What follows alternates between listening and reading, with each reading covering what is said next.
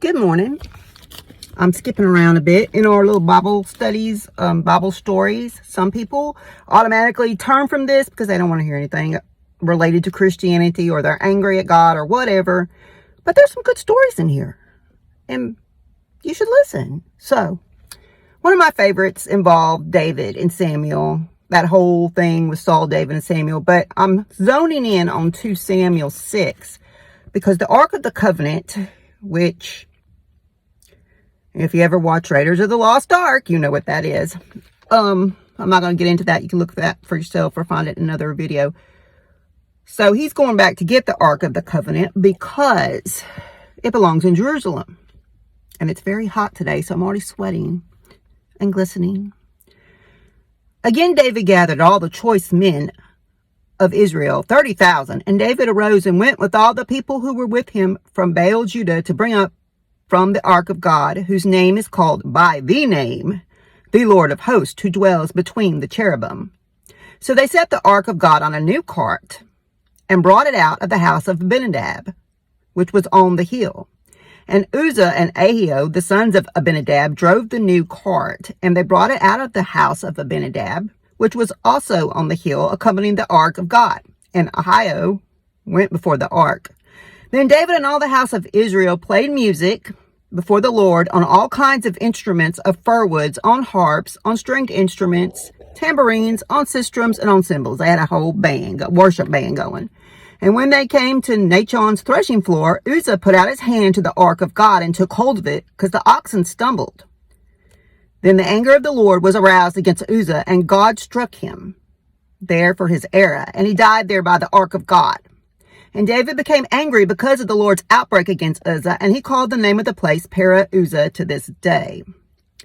Now, did God reach down and kill Uzzah for touching that? Not exactly. You just weren't following the rules about how to handle the ark and who could touch it. And there was probably a lot more deeper stuff involved in that because of the power of God housed in that ark. I am melting out here, y'all.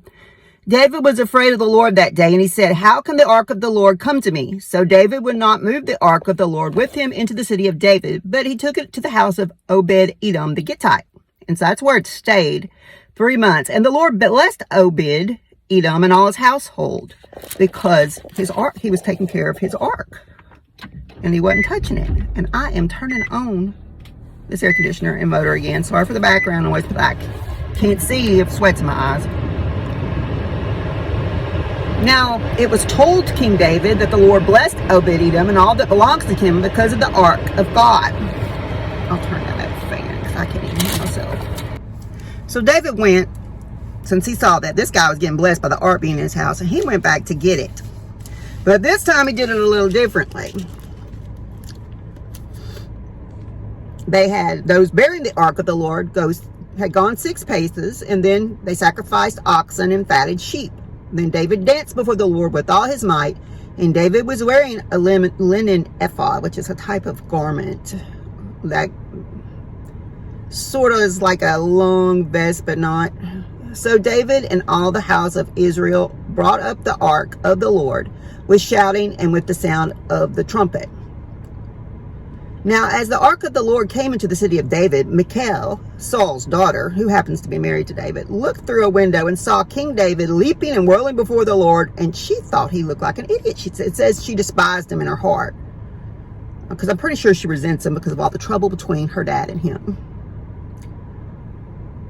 So they brought the ark of the Lord and set it in its place in the midst of the tabernacle that David had erected for it, and he offered burnt offerings and peace offerings to the Lord. That's what they did back then. And when he was done with that and blessed everybody, he distributed among all the people a loaf of bread and a piece of meat and a cake of raisins. So all the people departed, everyone to his own house. And so David went home, and Michal came out to meet him and said, very sarcastically, "How glorious was the king of Israel today, uncovering himself in the eyes of maids, of servants, and of the base fellows," as if he was one of the more baser fellows, shamelessly uncovering himself. So that ephod they mentioned, I said, was sort of like a long vest, but it wasn't that long. So it looked like he was running around kind of in a short little outfit there. So David said to Michal, "It was before the Lord who chose me instead of your father and all his house to appoint me ruler over the people of the Lord, over Israel. Therefore, I'll play music before the Lord, and I'll even be more undignified than this, and will be humble in my own sight. But as for the maidservants of whom you have spoken, by them I will be held in honor. Therefore, Michal, the daughter of Saul, had no children to the day of her death. That was a big thing back then. If you didn't have children, you were very looked down upon, like a woman that couldn't bear a child. And it brought grief, and I'm still sweating. So, that's one of I love all the stories about David and Saul and Samuel. They're really exciting.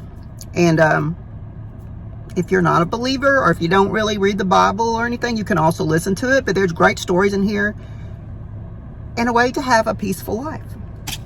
So, y'all have a great rest of your day. God bless you.